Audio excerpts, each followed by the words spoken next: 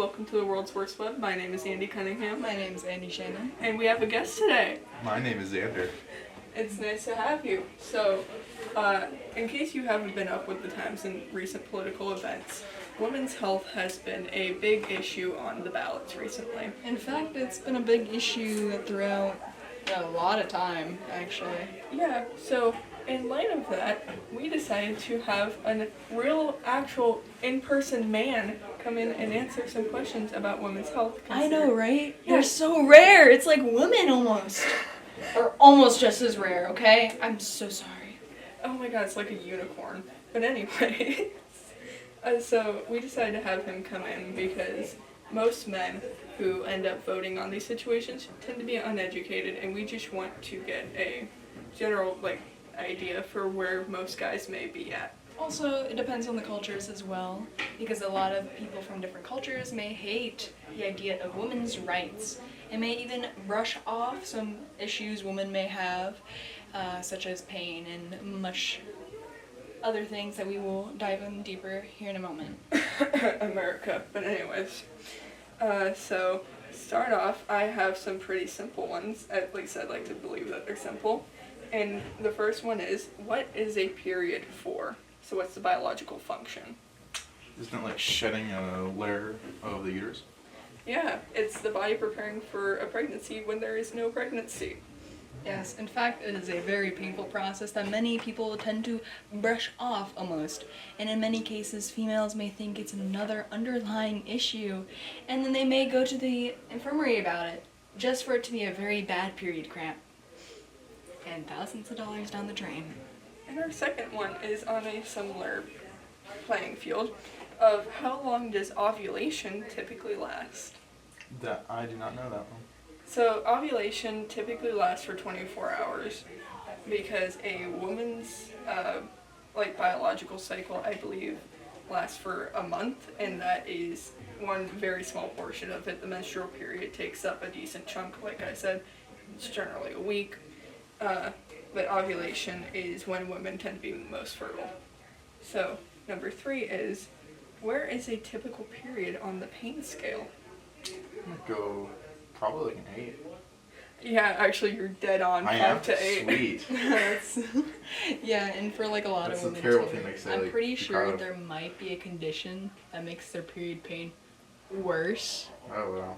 From an 8 to a 12. Damn. Subtle foreshadowing. Anyways. We love subtle They didn't ask for my consent to be on the show, they just kind of volunteered me. No. We did not just volunteer you. Yeah, you're right, Andy did. We value consent in this household, thank you. You didn't. You came up to this room. You I entered the did. classroom. I did do that. I did do that willingly, but He had free will, don't worry, we didn't kidnap him. But anyway. that's debatable. Alright, let's go. So, anyways, on the topic of periods, what are the top 3 most common signs of PMS? I don't even know what that means. Premenstrual syndrome. So Premenstrual it's syndrome? like the foreshadowing of the period. Cramps? Yeah, close. Alright, blood. That's the period itself. Nice try. Alright. Isn't there also because I think a lot of men don't know this, but sometimes it's crapping aggressively. Yeah. Funnily enough. Yeah, no one ever talked about that, so I would not know. Lots of women get the period cramps, everyone. But anyways, so the top 3 symptoms that are most common for women to have during PMS, which is the week prior to their period and oftentimes also during, is bloating, breast pain, which is why I said he was close with the cramps, and headaches. And on the topic of, biological materials, do you know what a hymen is? Mm-hmm. Would you like to tell us what a hymen is? I don't think I want to, but I do know what it is. So what a hymen is, it is a thin tissue over the vaginal opening. And something that I've seen a lot online is men will think that the hymen is something completely different. Like they will think that Either it is only broken by losing your virginity, etc. There's a lot of misconceptions surrounding it. And on the topic of, that journal location, do you know how IUDs are placed? IUD, what's that? An IUD is a form of birth control. That's and Do you know what it looks like? Could you describe it? it's like a little I think I know what you're talking about. I just can't. It's the thingy. How am I supposed to describe that? Could you just draw out the shape with your fingers? I feel like that. Yeah, kinda. So what it looks like is it's in a T shape, T-shirt, yeah. and there's often a string hanging from the vertical part of the T. It's pretty much like a tampon, Yeah, just worse. but very small and metal. And how IUDs... Sounds comfortable. Yeah, IUDs are often placed with a special type of plunger vaginally, and there's usually no anesthesia involved. That's So, yeah, the doctor just... Just it in. damn. Oh, would you like to tell me about how some other kinds of, vaginal procedures are with, different things, like the wand? The wand, What's okay. the one? So I'm Because sex ed is very important here, people. It is very important to prevent pregnancies and to not make yourself look like a fool. Yeah, so there is a specific type of ultrasound that women can receive that is also medical that you also do not get knocked out for by any degree. Should you?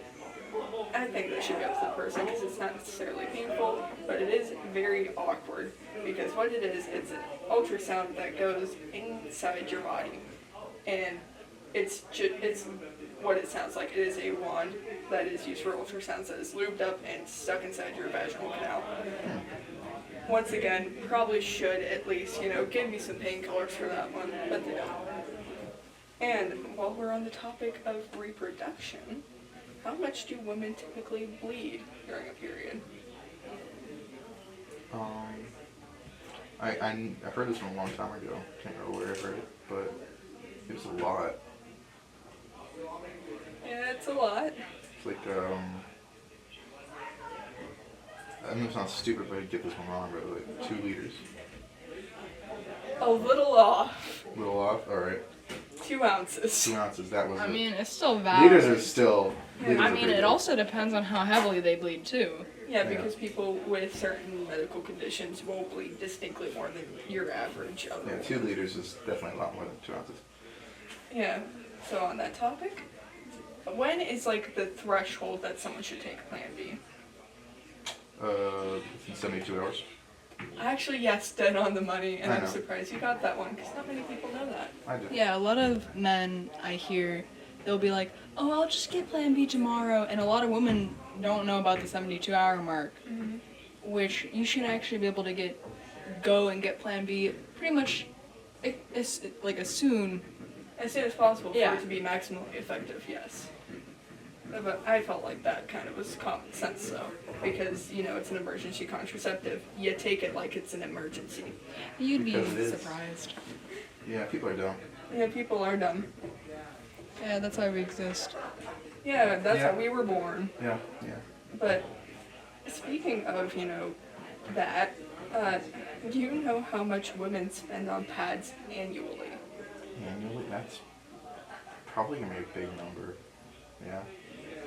I don't know. I don't even know how much it costs. Okay, so... Probably too much. Yeah. Because this is actually a really big topic for a lot of politicians on if menstrual products should be free or not. My personal opinion, yes, as someone who gets conned out of money every year. So how much do women usually spend on pads? Around $120 to $180 yearly. Which, this may sound disgusting, but this is a little alternative a lot of women do take. It's 2 things, actually, too, okay? We have menstrual cups that you stick up your hoo-ha, and they sit there. So they're the little silicone cups that go up your hoo-ha and collect blood, and then when you're ready, you empty them, you clean them, you reuse them. Now, I have a father, and he says that's absolutely disgusting and that he's never gonna get them ever. Now, from experience, he's like, that's disgusting. Why don't you just throw it away and get done with it? Well, it's cheaper. Yeah, and also they're made to be sterilized, which, like I said, not many people know about alternatives. Something else you can use is period underwear. It is underwear specifically made to catch the blood. They're a lot like bathing suit bottoms, but with extra padding. And I think they're very cool. Yes. My father also said that was disgusting as well. Would you like to share your thoughts on both the cheaper alternatives, the menstrual underwear, and the menstrual cups? The cup sounds very uncomfortable. Actually, shockingly, most women find them more comfortable than your average tampon. Really? Yes, because, well, they're made of softer silicone instead of hard cotton being inserted there and expanding. Yes, and in fact, a little while ago, people found out what tampons and like period products were made out of. Very dangerous materials. Yeah, so it was actually found that certain tampon companies have allegedly put carcinogens into their tampons. And So- that's what made everyone's hoo-ha's burny. Yeah, so that's very fun on capitalism and women. But anyways, to continue on, so the next question is, how much do maxi pads absorb, like the thick ones? They're normally like this thick. And then the ones that I find a lot is this thin, and they do the same thing. So how much do you think they would take? Not very much, probably. We're trying to get a number out of you. A number? A number, like what? A number of milliliters. Milliliters? 200. 10. 10? Yeah. That's stupid. Yeah, but it holds an average of 10 milliliters before it starts getting uncomfortable because the blood will settle on the surface more, and also like the clots normally don't get absorbed very well, but even then they're pressed more up against that general area. It's just gross. Yes, and on top of that, the thicker the pad, the more uncomfortable it gets because it sits at the top, while the thinner pads that are a little bit more expensive tend to be more comfortable for most women, mainly because it doesn't feel like a diaper, but it tends to hold more because it's thinner. Yeah, because this is TMI, and I should probably not share this with the entirety of the internet. But as someone who has had a period for quite a while, I have found my best alternative to literally be adult incontinence underwear. It works best out of everything I've ever used, and it's significantly cheaper. Yes, and I'm pretty sure they also call them, I think, Suppose, or it's something. It's adult, like, diapers. And it's sad that we have to resort to those, but it is what it is. And on the topic of periods, do you know what endometriosis is? Never even heard of it. Endometriosis is when there is additional lining on the inside and sometimes outside of the uterus, which causes extremely painful cramping. Like, because I'm getting checked out for it. I've gone to the ER for my cramps before. And it causes excessive bleeding, a very irregular periods. It's very uncomfortable. Now, I would like to know what % of women you think may have this. 20. Just thinking probably too high. Too high, but like general part, you're actually in the ballpark. Really? 11%. 11. So you're very close. And you know the funniest thing about periods as well? Mm. There's actually a lot of women out there who, yes, mistake their periods to be something greater. But there's also women out there that mistake their, like, Severe health issues. with periods. Yeah. And because healthcare is kind of expensive, they're not gonna go to the hospital or the doctor every single time they feel like this, because this is their normal.